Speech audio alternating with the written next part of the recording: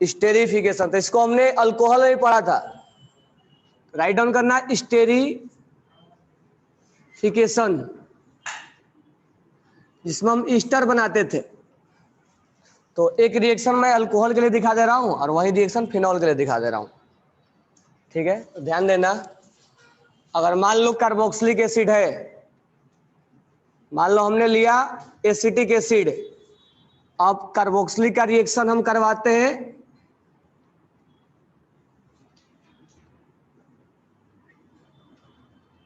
Alcohol के साथ।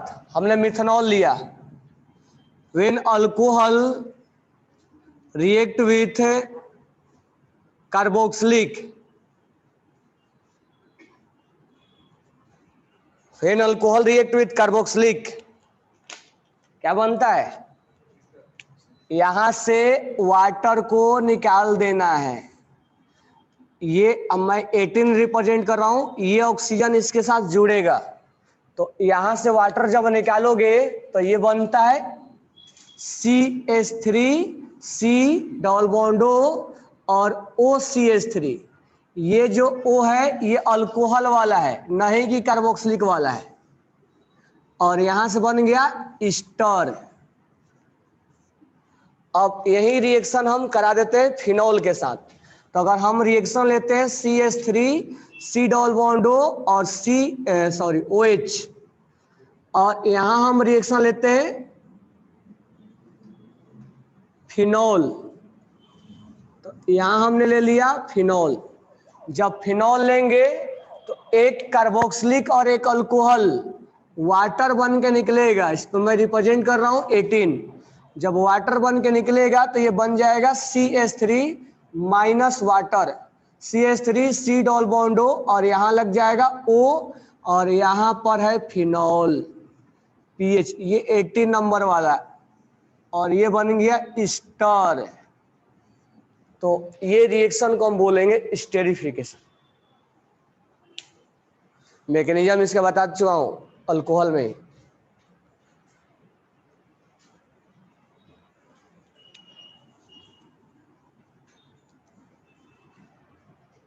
तो इस रिएक्शन को हम बोलेंगे स्टेरिफिकेशन।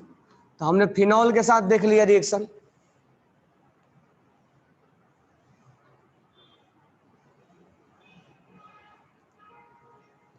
मैकेनिज्म कैसे होता है देख लो एक बार। मैकेनिज्म इस पे मैं बता दे रहा हूं। ये CH3C डबल बॉन्ड O और OH है, तो यहां पर क्या क्रिएट होगा? पार्शियल। और ये क्या है? अल्कोहल, फिनॉल है। तो फिनॉल में क्या होगा? ये O माइनस होगा, क्योंकि ये H प्लस लूज कर देगा, और ये O माइनस इस इलेक्ट्रॉन डिफिशिएंट पे क्या करेगा? अटैक करेगा। तो उसी समय ये बॉन्ड टूट जाएगा, और ये O माइनस और यहां प्लस क्रिएट होगा, और इस प्लस पे जुड़ जाएगा O और ये फिनाइल। अब क्या होगा? ये डबल बॉन्ड बनने की कोशिश करेगा और बन भी जाएगा, क्योंकि ये यहां से जाने के लिए तैयार है। तो जब डबल बॉन्ड बनेगा तो CH3C और ये डबल बॉन्ड हो जाएगा, और यहां ये एज इट इज हम लिख देंगे। This one is a mechanism of the reaction. वो हमने डायरेक्ट बनाया है और ये हमने मैकेनिज्म से बनाया है। This one is a mechanism.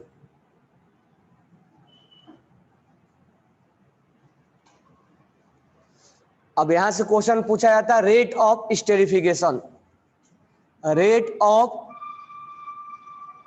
Esterification किसका रेट ज्यादा होगा?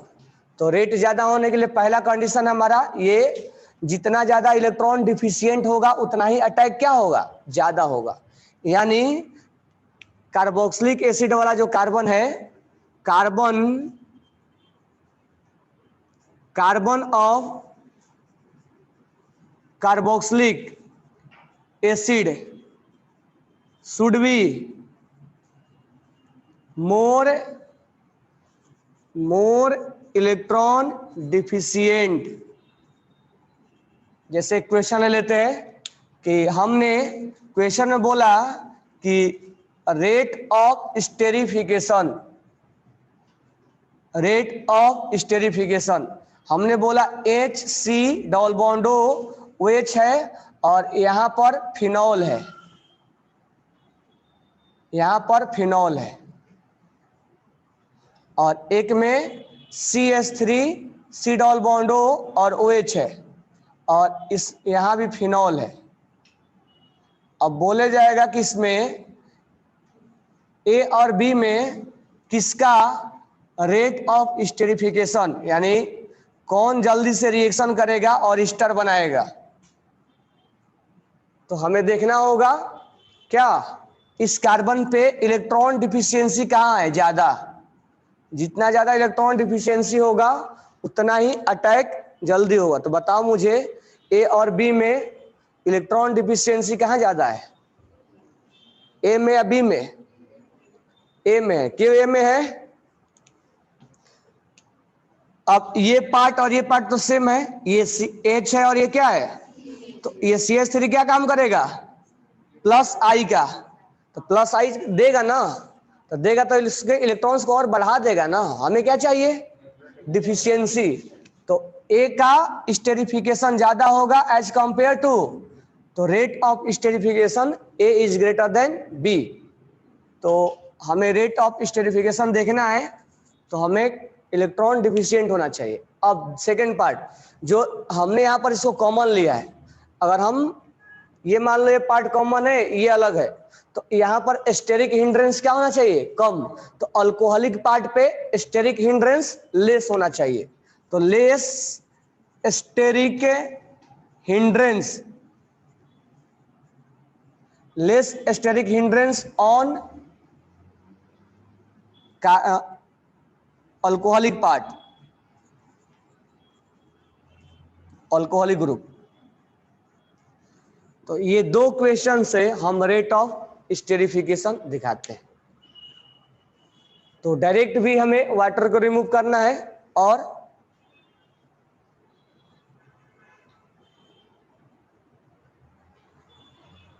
मोर alpha H in B, alpha H नहीं बोलेंगे, अल्फा एच प्लस आई से यहां देगा। अल्फा एच हम C डबल बॉन्ड C में देखते हैं और कार्बोकेटाइन और रेडिकल में देखते हैं। कौन सा ये वाला, ये मान लो इसमें तो ये कॉमन था ना और ये क्या था, अलग अलग था। तो इस केस में क्या देख रहे थे हम, डिफिशियंसी देख रहे थे।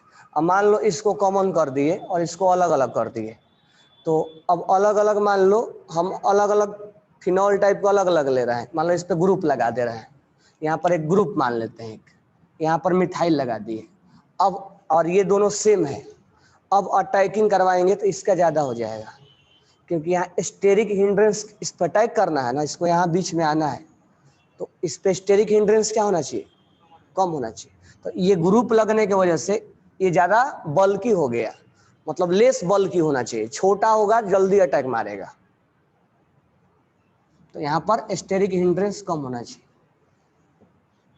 बल्कीनेस कम होना चाहिए, क्योंकि जो अटैक मारेगा उसका क्या होना चाहिए, उसका बल्की नहीं होना चाहिए ज्यादा। बल्की ज्यादा होगा तो जल्दी से अटैक उसके पास आ ही नहीं पाएगा। ये क्लियर हो गया स्टेरी फिनॉल वाला। तो ये रिएक्शन एल्कोहल में भी देखते हैं और हमने फिनॉल में भी बताया फिनॉल के साथ क्या होगा। नेक्स्ट लिखना, नेक्स्ट लिखना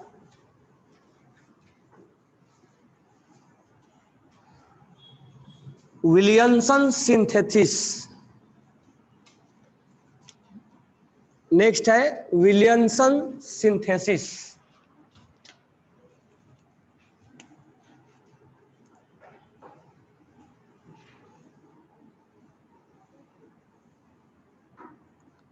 अब एक्चुअली ये रिएक्शन को हम ईथर में पढ़ते हैं, तो ईथर के प्रिपरेशन में पढ़ते हैं, लेकिन अल्कोहल और फिनॉल में केमिकल में पढ़ते हैं हम, मतलब उसके लिए केमिकल प्रॉपर्टीज है। तो मैं इसको ईथर में ही पढ़ाऊंगा और यहाँ पर केमिकल प्रॉपर्टी में पढ़ा रहा हूँ और ईथर में उसके प्रिपरेशन में पढ़ाएंगे। तो ध्यान देना कैसे विलियमसन सिंथेसिस को, और ये इंपॉर्टेंट है, नेम रिएक्शन है, बहुत ज्यादा इंपॉर्टेंट है। अब यहाँ पर मान लो हमने लिया CH3OH, हम यहाँ अल्कोहल ले रहे हैं, यहाँ हम क्या ले रहे हैं, अल्कोहल। अब इस अल्कोहल का रिएक्शन हम RBr या CH3Br के साथ करवा रहे हैं, यानी हम एल्काइल हेलाइड ले रहे हैं। अगर हम कॉमन बोले तो एल्काइल हेलाइड ले रहे हैं। तो अगर अल्कोहल का रिएक्शन एल्काइल हेलाइड के साथ किया जाता है तो ऐसे से याद भी रखना है, अल्कोहल का रिएक्शन जब कार्बोक्सिलिक से किया जाएगा तो ईस्टर बनता है। अब अल्कोहल का रिएक्शन जब एल्काइल हेलाइड से किया जाएगा तो ईथर बनता है।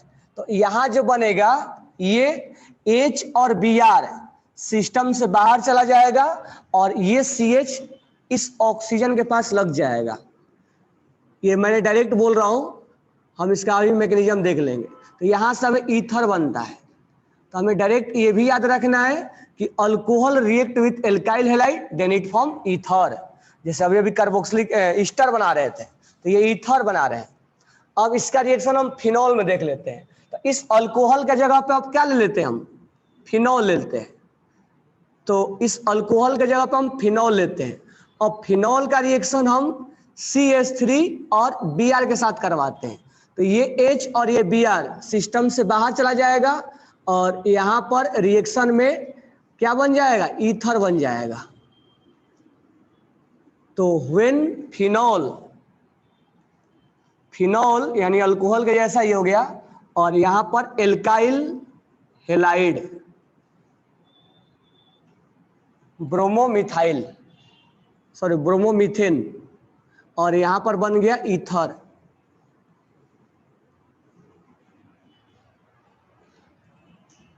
वो फिनोलिक ईथर बना, वो बाद में हम क्लासिफिकेशन करेंगे। तो इस रिएक्शन को हम बोलते हैं विलियमसन सिंथेसिस और this one is very very important reaction. अब थोड़ा सा देख लेते हैं इसका मैकेनिज्म कैसे हुआ है। अच्छा, एक चीज और है, इसमें जो रिएजेंट लिया जाता है वो NaOH बेस लिया जाता है, उसको भी लिख लेना, NaOH बेस लिया जाता है, NaOH बेस। तो हम फिनॉल से स्टार्ट करते हैं। तो कल हमें रायमंड टिमर में बताया था आपको कि जब फिनॉल के केस में जब NaOH दे दिया जाए तो आप क्या करोगे, फिनो ऑक्साइड बनाओगे। तो इसको बोल देंगे फिनो ऑक्साइड।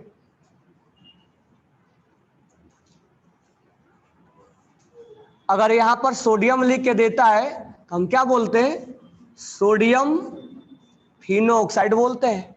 तो सेम पैरेलल रिएक्शन लेके चल रहा है। अगर यहां पर CH3 और OH है तो हम पहले बेस के साथ ट्रीट करेंगे। तो ये CH3O- बन जाएगा। हम चाहेंगे तो यहाँ पर Na+ लगा सकते हैं। तो इसका नाम क्या हो जाएगा, सोडियम। अब फिनो है तो यहाँ लिख देंगे एल्को ऑक्साइड या मिथो ऑक्साइड। यहाँ एक कार्बन है तो क्या लिख देंगे, मिथो ऑक्साइड। या अगर हम कॉमन लिखना चाहते हैं तो सोडियम एल्को ऑक्साइड। तो याद रखना फिनो ऑक्साइड से एल्को ऑक्साइड दोनों ही याद रखना। अब यहां पर क्या होगा, CH3Br है तो यहां पर होगा CH3+, इसको हटा देते हैं। तो ये प्लस और ये माइनस क्या हो जाएगा, एक दूसरे से रिएक्शन हो जाएगा और ये यहां पर सब्स्टिट्यूट हो जाएगा CH3, इसको हम बोलते हैं एनिसोल। तो यहां से ईथर बन गया, यही वाला ईथर बना है। अब यहां पर क्या होगा, ये CH3- इस पे सब्स्टिट्यूट हो जाएगा और बन जाएगा CH3OCH3 यानी dimethyl ether, that is known as Williamson synthesis. तो ये हमने यहाँ पर रिएक्शन करवा दिया, बाकी डिटेल हम बात करेंगे ईथर में, वहां भी इस रिएक्शन को हम पढ़ेंगे। लेकिन यहाँ पर हमने रिएक्शन करवाया किसके साथ? फिनॉल को एल्काइल हेलाइड के साथ। तो फिनॉल जब एल्काइल हेलाइड के साथ रिएक्शन करता है तो ईथर बनता है। When phenol react with alkyl halide,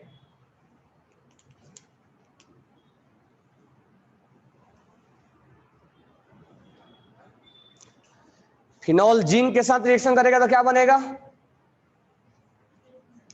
when phenol react with zinc क्या बनेगा? बेंजीन। क्रोमिक एसिड के साथ रिएक्शन करेगा तो बेंजोक्विनोन, बेंजोक्विनोन। अगर phenol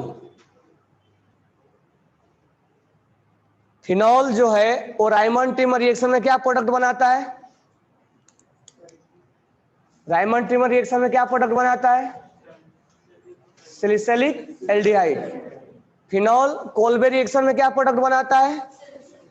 salicylic acid. Kolbe reaction में रिएजेंट क्या लिया जाता है? CO2 NaOH H प्लस और वाटर। रायमंड टिमर में क्या लिया जाता है? Chloroform CaCl3 NaOH H plus और वाटर। बाकी रहा हेलोजिनेशन, सल्फोनेशन, नाइट्रेशन। तो ये CH2 में अगर हम ब्रोमिनेशन करवाएंगे अल्कोहल पे और रिएजेंट सॉल्वेंट जो रहेगा कार्बन डाइसल्फाइड रहेगा CH2, तो क्या बनेगा? ऑर्थो और पैरा। और वहीं अगर वाटर रहेगा तो 2,4,6 ट्राई ब्रोमोफिनॉल। ये सब याद रखने का, क्योंकि बाद में अब देखो अब एक ही चैप्टर, 2 चैप्टर बच गया है। तो इसमें हम देखेंगे नेक्स्ट रिएक्शन कपलिंग रिएक्शन। और ये अभी एनसीईआरटी में अभी नहीं मिलेगा तुम्हारे पास। अगर एनसीईआरटी है तो नाइट्रोजन कंटेनिंग कंपाउंड में देखोगे तो वहां पर मिलेगा ये रिएक्शन। तो हम यहाँ इसको बता रहे हैं फिनॉल में। तो हेडिंग डालना कपलिंग रिएक्शन, हेडिंग डालना coupling reaction, coupling reaction, coupling reaction. अब कपलिंग रिएक्शन में कैसे दिया जाएगा? तो इस सीरीज में दिया जाता है। सबसे पहले एनिलीन दिया जाएगा। अब मुझे बताओ एनिलीन को अगर डाइजोनियम सॉल्ट में बदलना है, बहुत बार इसको चेंज करते हैं क्योंकि सीरीज में भी बहुत काम आता है। N2 प्लस और Cl माइनस जब डाइजोनियम सॉल्ट में कन्वर्ट करना होता है तो कौन सा रिएजेंट यूज करते हैं? HNO2, HNO2 कई बार यूज होता है। अब यहां से क्या होता है, कई जगह अगर हम CuCl के साथ रिएक्शन कराते हैं तो क्लोरीन अटैच हो जाता है। जैसा रिएक्शन करवाना चाहते हैं तो हम करवा सकते हैं क्योंकि अच्छा लिविंग ग्रुप बन जाता है। लेकिन हम यहाँ पर लिविंग ग्रुप के तरह ट्रीट नहीं करेंगे। अब इस रिएक्शन में हम रिएक्शन करवाएंगे फिनॉल के साथ, हम रिएक्शन करवाएंगे फिनॉल के साथ। ये है हमारा फिनॉल। तो ध्यान देना, इस फिनॉल के साथ अगर हम रिएक्शन करवाते हैं तो इसको ट्रीट करना है आपको इलेक्ट्रोफाइल के जैसा। ये N2 प्लस है तो ये आपको इलेक्ट्रोफाइल के जैसा ट्रीट करना है। तो बताओ फिनॉल के ऊपर जब इलेक्ट्रोफाइल अटैक करेगा तो कहाँ करेगा? ऑर्थो पे। और तो यहाँ ऑर्थो का पोजीशन नहीं चुनेंगे क्योंकि ऑर्थो पे क्या हो जाएगा? स्टेरिक हिंड्रेंस आ जाएगा। तो हम कौन सा पोजीशन चुनेंगे? पैरा। तो पैरा पे जब चुनेंगे तो ये हमारा बन गया OH। अब पैरा पे ये इलेक्ट्रोफाइल अटैक हो जाएगा और जब अटैक होगा तो ये N और यहां पर ये बन गया। ठीक है, इसको ऑरेंज डाई के भी नाम से जानते हैं और इसका एक और नाम है, मतलब नाम इसको हम बोलते हैं। तो जो इसका नाम है वो है para hydroxy azobenzene, para hydroxy azobenzene. तो ये रिएक्शन एनसीईआरटी में नाइट्रोजन कंटेनिंग कंपाउंड में है। एनसीईआरटी है तो वहां नहीं मिलेगा तुम लोग को, ये मिलेगा कहाँ, नाइट्रोजन कंटेनिंग कंपाउंड में। देखो ये रिएक्शन एनसीईआरटी के पेज नंबर 398 में लिखा हुआ है। तो ये डाइजोनियम सॉल्ट है और ये फिनॉल है, और ये क्या बना दिया, पैरा हाइड्रोक्सी एजोबेंजीन, जिसको ऑरेंज डाई के नाम से जानते हैं। This one is known as orange dye. तो इसको हम बोलते हैं, ये कपलिंग रिएक्शन है, हेडिंग में लिखा है कपलिंग रिएक्शन। ठीक है, तो कपलिंग रिएक्शन में अब हम एक और देखते हैं रिएक्शन। तो ध्यान देना,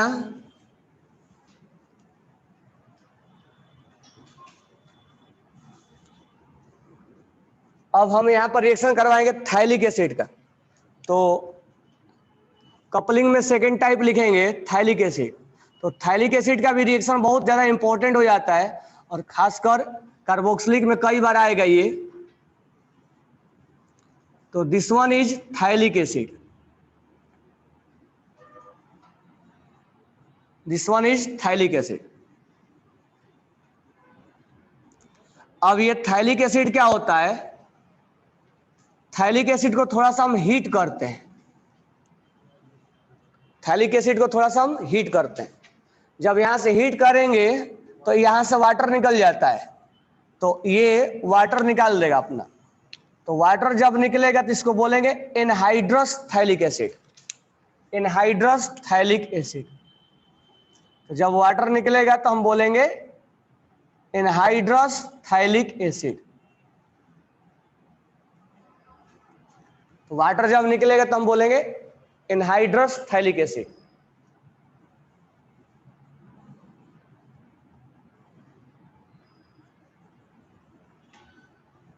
अब क्या होगा, इस थाइलिक एसिड में हम रिएक्शन करवाते हैं फिनॉल के साथ। तो यहां पर हम 2 यूनिट फिनॉल का लेते हैं, 2 यूनिट फिनॉल का लेंगे। अब जब फिनॉल का रिएक्शन करवाते हैं तो यहां पर होगा क्या, ध्यान देना,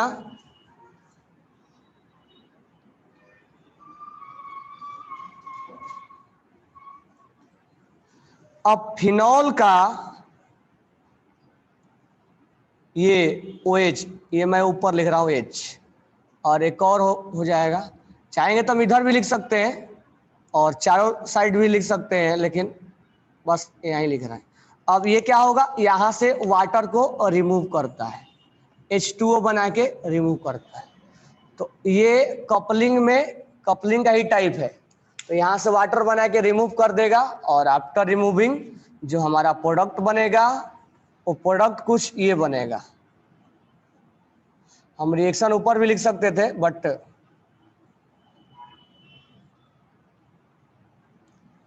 और यहां से हमें फिनॉल को जोड़ देना है, और यहां से हमें फिनॉल को जोड़ देना है। This one is known as coupling reaction.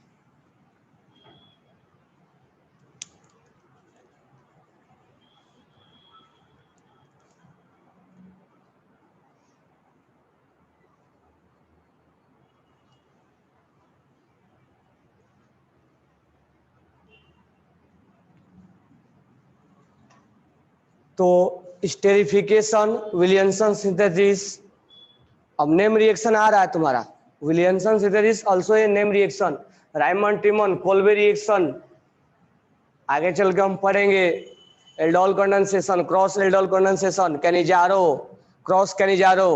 इस बार भी नीट में पेपर, नीट के क्वेश्चन आया था क्रॉस कैनिजारो पे।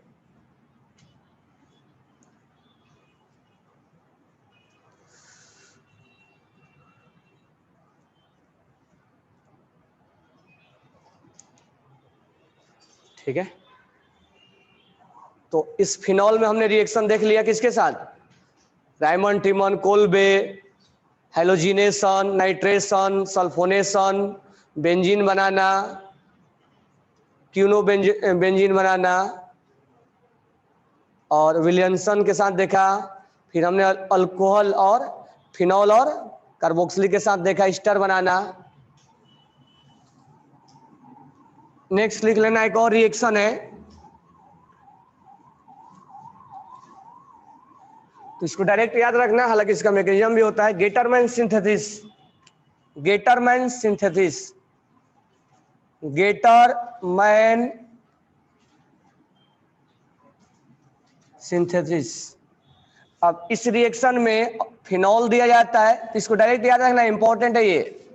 और यहां दिया जाता है हाइड्रोजन साइनाइड HCN, और यहां दिया जाता है HCl, और यहाँ एनहाइड्रस AlCl3, और यहां पर आपको जोड़ दिया जाता है CHO, सिलिसैलिक एल्डिहाइड। तो सिलिसैलिक एल्डिहाइड बनाने का दो तरीके हो गए। पहला तरीका रायमंड टिमन और दूसरा तरीका गेटरमैन सिंथेसिस। तो इसका मैकेनिज्म भी होता है, मैकेनिज्म बाद में बता देते हैं।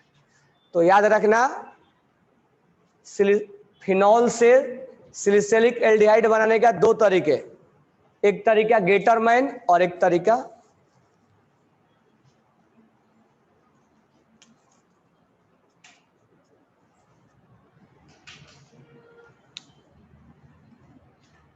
ठीक है। तो ये अल्कोहल का रिएक्शन एंड हो गया। तो हम प्रैक्टिस करवाएंगे, फिनॉल पढ़ा लेते हैं तब, ठीक है। एक ही बार फिनॉल खत्म हो जाएगा तो लगभग alcohol phenol ether, sorry ether पढ़ा लेंगे, तब प्रैक्टिस करवाते हैं।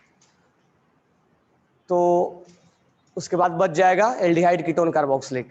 तो हेडिंग डालो ईथर, हेडिंग डालना ईथर। 1.5 मंथ में तुम्हारा ऑर्गेनिक एंड हो जाएगा पूरा, क्योंकि अब ज्यादा चीजें रिपीट आएगा। बस जो है नेम रिएक्शन है उसका मैकेनिज्म जानना है, उसके ऊपर टेस्ट और मैकेनिज्म दो इंपॉर्टेंट ध्यान रखना, और ऑक्सीडेशन और रिडक्शन। तो नेक्स्ट हेडिंग डालना ईथर, ईथर ROR, ROR या ROR dash. R should be alkyl aryl, R should be alkyl और बायोमोलिक्यूल्स और जो है लास्ट में पढ़ते हैं, इससे कोई लेना देना नहीं है। ऑर्गेनिक का पार्ट है, लेकिन वो इस मैकेनिज्म से कोई इससे लिंक नहीं उसका। नाइट्रोजन कंटेनिंग कंपाउंड एंड लगभग ऑर्गेनिक खत्म हो जाता है। बाकी polymer, chemistry in everyday life, ये सब रटने वाला टॉपिक है 3। और इस बार तो CBSE ने पॉलीमर को भी हटा दिया है, सॉरी पॉलीमर को, हाँ बायोमोलिक्यूल्स को नहीं हटाया है, पॉलीमर को CBSE ने हटाया। पॉलीमर्स को इंटायर टॉपिक खत्म हो गया है। उसके बाद इन्वायरमेंटल केमिस्ट्री और ये मेटालर्जी, 3 कंप्लीट हटा दिया है, NTA ने नहीं।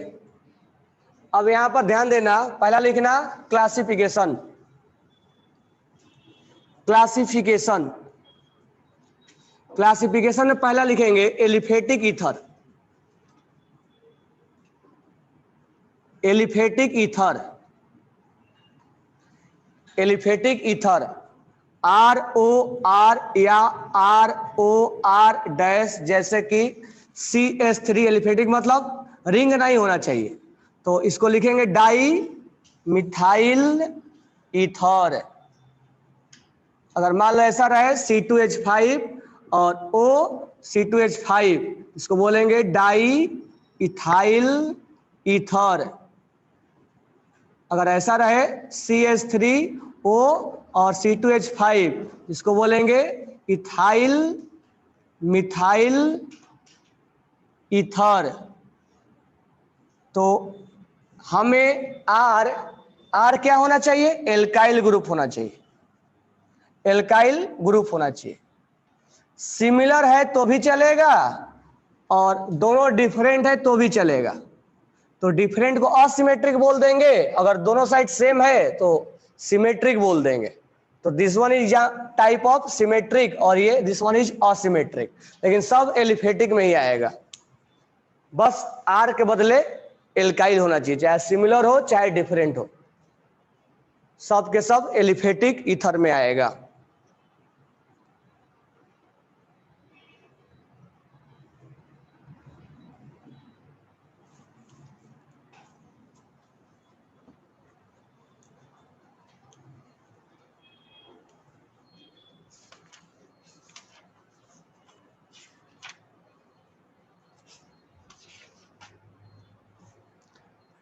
नेक्स्ट है aromatic ether, second classification. Aromatic ether, aromatic ether, इसमें लिखना एरोमेटिक में ether, ether sorry either one और बोथ, आइदर वन और both, either one or both of the attached group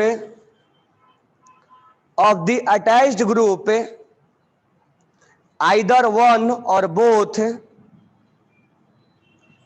of attached group R and R dash are aryl group, R and R dash are aryl group।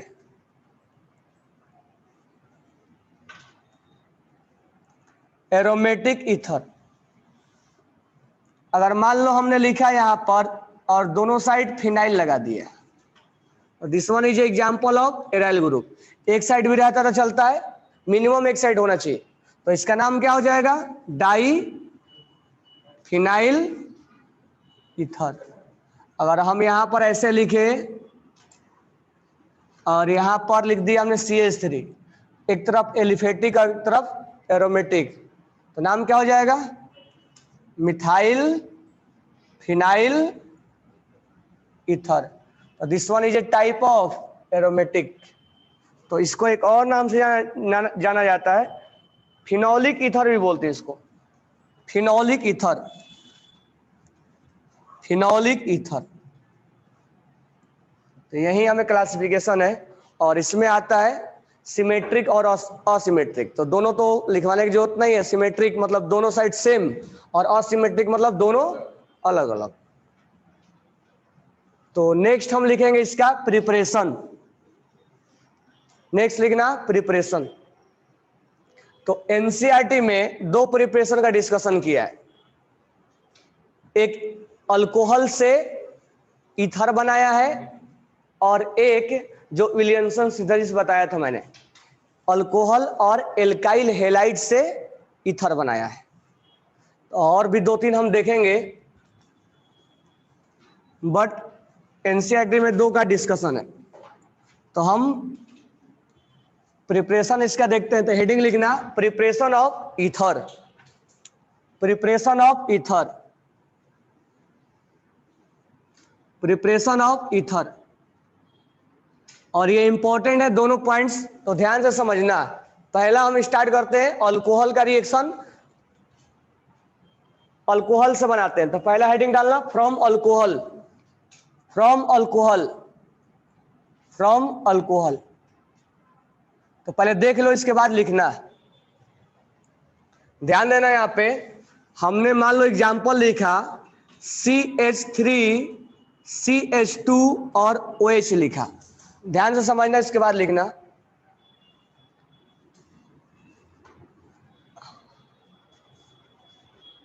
अगर हम reaction देखेंगे तो reaction में, reaction यहां पर लिखा हुआ है, तुम लोगों को मैं बता रहा हूं, एनसीईआरटी में बुक लाए तो कहूँगा उसको देखो कि ईथर का कैसे बनाया हुआ है। एनसीईआरटी में 337 पेज पे बाय डिहाइड्रेशन ऑफ अल्कोहल पहला प्रोसेस बताया और दूसरा विलियमसन सिंथेसिस है। तो यहाँ पर ये रिएक्शन को डिस्क्राइब किया है, तो ध्यान से देखो ये रिएक्शन कैसे डिस्क्राइब हो रहा है। तो पहला हम अल्कोहल ले रहे हैं, अब इस अल्कोहल का रिएक्शन हमने यहाँ पर H2SO4 के प्रेजेंस में किया, और यहाँ पर हम हीट कर रहे हैं 443 केल्विन। जब 443 केल्विन, और ऐसा रिएक्शन हमने पढ़ा है, अल्कोहल एक अच्छा लिविंग ग्रुप नहीं होता, OH not a good leaving group. अब ये H2SO4 क्या करेगा, ये H प्लस प्रोवाइड करता है, और यहां पर है लोन पेयर, तो ये लोन पेयर और ये क्या हो जाएगा, एक दूसरे से अटैच हो जाएगा, तो यहां पर बन जाता है CH3CH2, और यहां पर मैं लिख दे रहा हूं OH2 प्लस, क्योंकि ये अपना लोन पेयर इसको डोनेट करेगा तो कोऑर्डिनेट बॉन्ड बनेगा, डोनर पे आ जाएगा प्लस, एक्सेप्टर पे माइनस, माइनस और प्लस कैंसिल हो जाएगा और डोनर पे प्लस बच जाएगा। तो यहां से अब ये जो है हाइड्रोजन को, ऑक्सीजन को प्लस डाइजेस्ट होता नहीं है, ये तो अनस्टेबल हो जाएगा, तो ये यहां से छोड़ के जाना चाहता है, तो यहां पे बन जाता है गुड लिविंग ग्रुप। अब जैसे लिविंग ग्रुप बनता है यहां से, तो ये यहां से छोड़ के चला जाता है, छोड़ के जाने के बाद यहां पर CH2, तो दोनों इलेक्ट्रॉन्स ये लेके जाएगा, तभी तो ये प्लस को हटाएगा, तो वहां पर क्रिएट हो जाता है प्लस, और एट ए टाइम यहां पर ये हाइड्रोजन निकलता है, और हाइड्रोजन निकलता है तो यहां पर माइनस छोड़ के जाएगा, तो माइनस और प्लस में डबल बॉन्ड का फॉर्मेशन हो जाता है। यानी हम अल्कोहल से क्या बना दिए, एल्कीन। बनाना था अल्कोहल, बना दिए एल्कीन। तो ये रिएक्शन हम ऑलरेडी जानते हैं। अब इसका डिस्क्रिप्शन एनसीईआरटी में ऐसे दिया हुआ, ध्यान से अब सुनना। अगर यही रिएक्शन H2SO4 के प्रेजेंस में अब ईथर बना रहे हैं, हीटिंग केवल बस ओनली 30 केल्विन कम टेम्परेचर है, केवल 30 केल्विन कम टेम्परेचर अगर हम लेते हैं रिएक्शन को, तो वही ईथर बनाता है। देखो कैसे बनाएगा, लेकिन इस केस में इसको हमें 2 यूनिट लेना पड़ेगा। इस केस में तो कोई रिक्वायरमेंट नहीं है 2 यूनिट का, लेकिन इस केस के लिए 2 यूनिट हमें लेना पड़ेगा। ध्यान से देखना कैसे बनेगा, यहां तक तो सिमिलर जाएगा, CH3 CH2 और यहां बन जाएगा OH2 प्लस, यहां तक वही होगा। अब होता क्या है, ये अनस्टेबल हो जाता है, इस पे इलेक्ट्रॉन्स की कमी हो गई है, तो करता क्या है, ये इलेक्ट्रॉन्स इधर से खींचने लगता है, तो ये कार्बन को मोर इलेक्ट्रॉन डिफिशियंट बना देता है। यहां पर लॉजिक कुछ और बोलते हैं, यहां पर लॉजिक कुछ और बोल रहे हैं हम। तो यहां पर ये मोर इलेक्ट्रॉन डिफिशियंट बना देता है। अब जैसे इलेक्ट्रॉन डिफिशियंट बनाता है, तो ये छोड़ के तो जाता ही जाता है। अब क्या करेगा, इसका जो दूसरा यूनिट है CH3 CH2O माइनस, ठीक है, अब ये H यहां से निकल गया है, ये क्या करेगा, एज ए न्यूक्लियोफाइल ट्रीट करेगा और इसके ऊपर अटैक करने की कोशिश करेगा, क्योंकि ये इलेक्ट्रॉन डिफिशियंट हो गया है। तो ये छोड़ के जाएगा तो यहां प्लस क्रिएट करेगा, और ये प्लस क्रिएट करेगा तो ये यहां से आके जुड़ जाएगा। तो जुड़ जाएगा जब, तो मैं डायरेक्ट लिख रहा हूं, तो ये यहां से छोड़ के चला जाएगा, तो CH3 CH2 और ये O, सॉरी ये O अभी नहीं आएगा, CH3 CH2, अब ये आएगा और इसके साथ जुड़ जाएगा, तो क्या जुड़ेगा, O और CH2 और CH3, और हमारे को बन गया ईथर। लेकिन ये टेम्परेचर देखना पड़ेगा, नहीं तो वही सबस्ट्रेट और वही रिएजेंट, एक में एल्कीन बना दे रहा है और एक में ईथर बना दे रहा है। समझ में आ गया। और इसका सबसे खास इंपॉर्टेंट ये है कि इसमें जब भी बनेगा तब सिमेट्रिक ईथर बनेगा, क्योंकि इसी का हम 2 यूनिट ले रहे हैं। तो इसमें जब भी बनेगा क्या बनेगा, तो आपसे पूछा जाएगा कि किसमें सिमेट्रिक ईथर बनता है, किसमें सिमेट्रिक ईथर नहीं बनता है, तो इसमें सिमेट्रिक ईथर बनता है। अब ध्यान देना, यहाँ पे इंपॉर्टेंट पॉइंट ये है कि जब ये इस पे अटैक करे तो यहां पर स्टेरिक हिंड्रेंस क्या हो, कम हो, और इस पे इलेक्ट्रॉन डिफिशियंसी ज्यादा हो। तो कहने का मतलब ये सब्स्टिट्यूट हुआ है ना इसके ऊपर, तो ये SN2 को फॉलो करता है। ये SN2 को फॉलो करते हैं। इसका मतलब इसके ऊपर स्टेरिक हिंड्रेंस क्या होना चाहिए, कम होना चाहिए। स्टेरिक हिंड्रेंस लेस होना चाहिए, ठीक है। और यहाँ पे इलेक्ट्रॉन डिफिशियंसी ज्यादा होना चाहिए। और टेम्परेचर के बारे में तो हमने बोला ही कि टेम्परेचर इसमें इंपॉर्टेंट रोल रखेगा। केवल 30 केल्विन कम होने से ही रिएक्शन का प्रोडक्ट चेंज कर दिया। यहाँ पर एल्कीन बन गया, इथिन बन गया, तो यहाँ डाई इथाइल ईथर बन गया।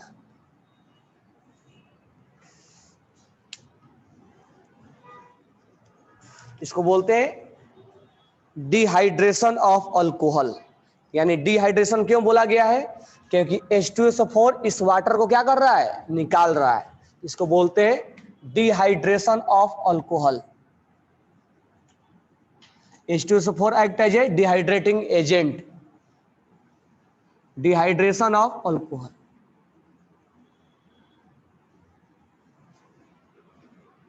H2SO4 act as a dehydrating agent. ये मैकेनिज्म समझ में आ गया होगा। तो इसमें इंपॉर्टेंट रोल किसका है, टेम्परेचर का। टेम्परेचर ज्यादा थोड़ा कर देते हैं तो एल्किन बन जाता है, थोड़ा कम कर देंगे तो ईथर बन जाता है। तो एनसीईआरटी में दो ही डिस्क्राइब किया है, एक तो ये है और एक विलियमसन सिंथेसिस।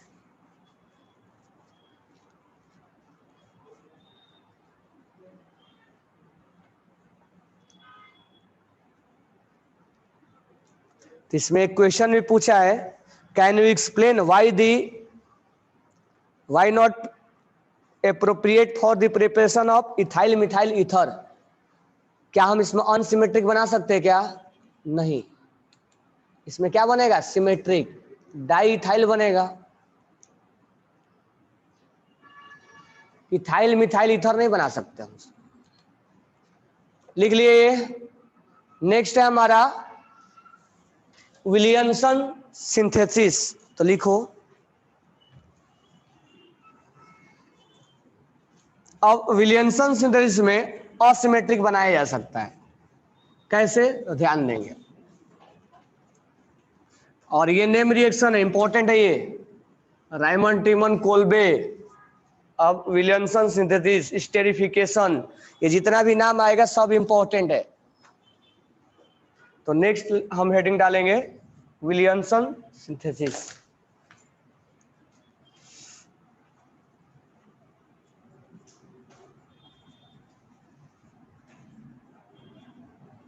इसमें एक पॉइंट लिखना पहला कि this one is a laboratory method, this one is a laboratory method, this one is a laboratory method for the preparation of, this one is a laboratory method for the preparation of, this one is a laboratory method for the preparation of symmetric and unsymmetric ether, symmetric and asymmetric, sorry, unsymmetric ether.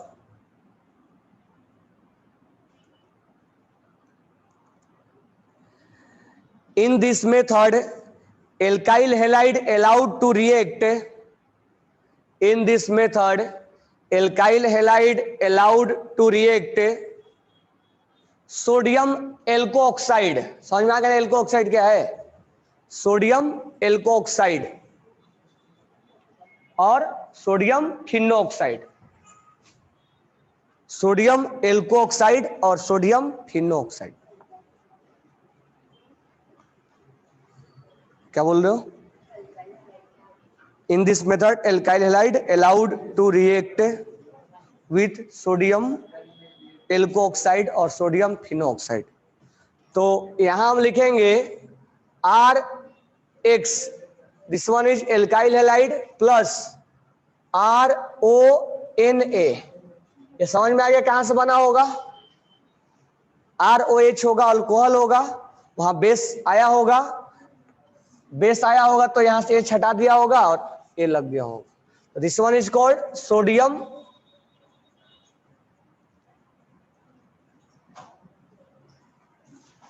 और this one is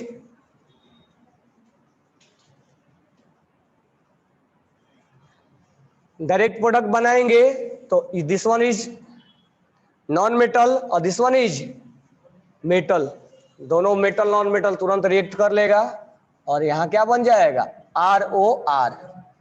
अगर ये R dash रहेगा तो R dash, जैसे यहां पर दोनों same है, ये क्या बन जाएगा ROR डैश, तो सिमेट्रिक भी बन गया और अनसिमेट्रिक भी बन गया। और इस रिएक्शन का अब मैकेनिज्म, अब इस रिएक्शन का मैकेनिज्म हम डिस्क्राइब कर रहे हैं और यहाँ पर थोड़ा इंपॉर्टेंट डिस्क्रिप्शन होगा, अब ध्यान दो इधर। अब हम एक एग्जाम्पल से इसको समझा रहे हैं।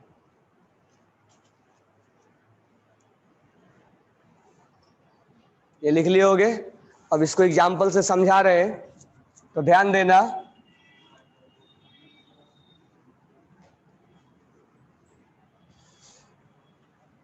अगर मान लो यहां पर रिएक्शन में CH3 CH3 और CH3 है, ठीक है, और यहां पर है ONA, मैंने डायरेक्ट लिख दिया यहाँ पे।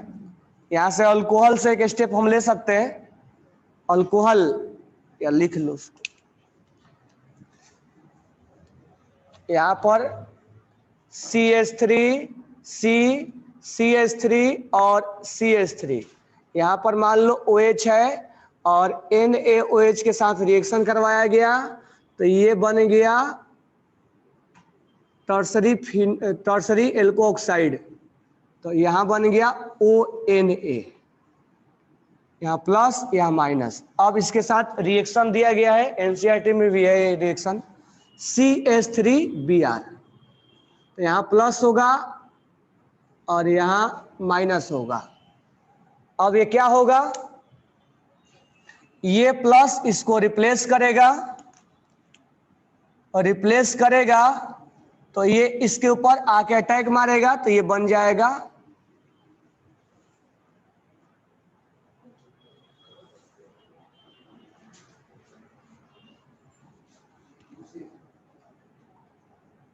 क्या बन जाएगा, ये हट जाएगा और क्या बन जाएगा, ईथर बन गया, विदाउट। अब ये जो रिएक्शन फॉलो हो रहा है यहाँ पर जो रिएक्शन फॉलो हो रहा है वो SN2 फॉलो हो रहा है, SN2 फॉलो होगा।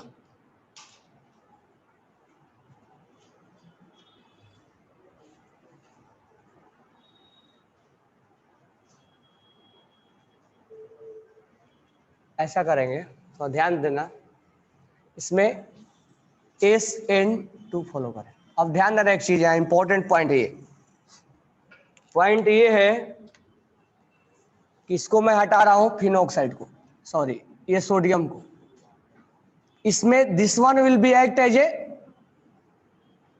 न्यूक्लियोफाइल, ये न्यूक्लियोफाइल इसके ऊपर अटैक सोचा जाता है, तो ये न्यूक्लियोफाइल इसके ऊपर अटैक किया और इसको क्या कर दिया, सब हटा दिया, तो ये जो है इसके ऊपर क्या हो गया, सब्स्टिट्यूट हो गया, this one will act as a nucleophile.